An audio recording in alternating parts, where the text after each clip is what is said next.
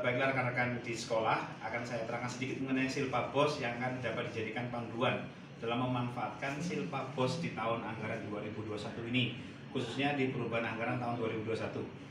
Satu hal yang perlu saya sampaikan di sini bahwa ada aturan yang mendasari kaitannya dengan penggunaan Silpa BOS. Satu adalah Permendagri 24 tahun 2020 yang sudah saya jelaskan. Yang kedua adalah Permendikbud nomor 6 tahun 2021. Ini adalah Juknis BOS tahun 2021. Nah, terkait dengan ini yang perlu saya jelaskan, kita ke Permendagri 24 2020. Khususnya di pasal 41. Nah, di pasal 41 itu ayat 1 dan ayat 2 itu sama. Ayat 1 itu tentang sisa BOS di Satdikmen atau Satuan Pendidikan Menengah itu di provinsi. Yang di nomor ayat 2 adalah sisa BOS di Satdikdas atau Satuan Pendidikan Dasar, yaitu di kabupaten kota. Nah, ini sama semua. Nanti pada akhir tahun anggaran, sisa dana yang ada di satuan pendidikan masing-masing itu dilaporkan ke PPKD atau Pejabat Pengelola Keuangan Daerah sesuai kewenangannya di provinsi ataupun di kabupaten kota. Selanjutnya, sisa dana BOS tadi itu dijadikan silpa, yaitu silpa penerimaan pembiayaan pada APBD. Itu ada di ayat 3. Oke ya, kita sepakat di sini. Nah, setelah itu kita di PPKD atau di Pejabat Pengelola Keuangan Daerah atau bahasa sehari-harinya kita kenal sebagai BUD atau Bendahara Umum Daerah itu mengakui silpa. Syarat mengakui silpa yang sisa dana BOS tadi adalah setelah direview oleh APIP atau aparat pengawas internal pemerintah. Siapa itu? Inspektorat. Jadi pengakuan silpa itu bisa diakui setelah direview oleh inspektorat. Itu ada di ayat 4. Nah, selanjutnya di ayat 5, setelah ini diakui, silpa diakui, maka silpa BOS dapat digunakan di tahun anggaran berikutnya sesuai dengan Juknis BOS tahun anggaran berikutnya. Oke, ini ada kata-kata sesuai Juknis BOS tahun anggaran berikutnya. Nah, penjelasan di Permendagri 24 tahun 2020 adalah demikian.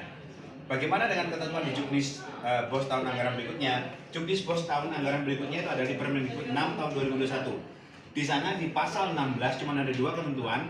Yang pertama adalah sisa dana BOS tahun anggaran sebelumnya, dari tahun anggaran 2020 itu digunakan sesuai Juknis BOS tahun berjalan. Sudah ini ya, sesuai penggunaannya. Apa maksudnya? Penggunaannya adalah sesuai dengan 12 komponen sesuai dengan itu dan juga didasarkan pada standar nasional pendidikan yang berlaku. Sudah ya? Nah, syarat yang kedua adalah penggunaan sisa dana BOS dicatatkan dalam RKAS. Ini perlu mendapatkan penegasan bahwa ketika tadi ya, syaratnya yang pertama itu adalah diakui dulu setelah direview oleh APIP. Setelah diakui, maka kita lari ke sini. Setelah diakui, selanjutnya kita tinggal memasukkan ke dalam RKAS, Rencana Kerja Anggaran Sekolah. Di sini, kalau sudah dicatatkan, selesai. Jadi, pada dasarnya, BOS itu adalah sifatnya sangat fleksibel, sehingga apakah harus menunggu ada perubahan APBD? Tidak. Jadi ketika perubahan APBD nanti belum disahkan oleh DPRD, nggak masalah. Silakan dipakai dulu. Dasarnya apa? Nih, Permendagri 24 2020 menyarankan intinya terakhir adalah sesuai dengan BOS Juknis BOS tahun anggaran berikutnya.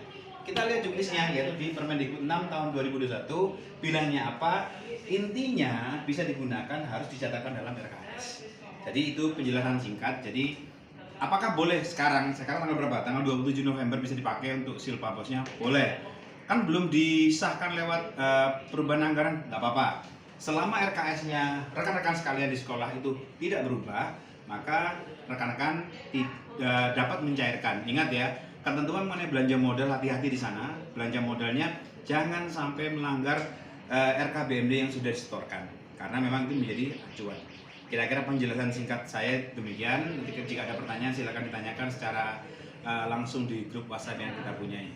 Akhirul kalam, assalamualaikum warahmatullahi wabarakatuh.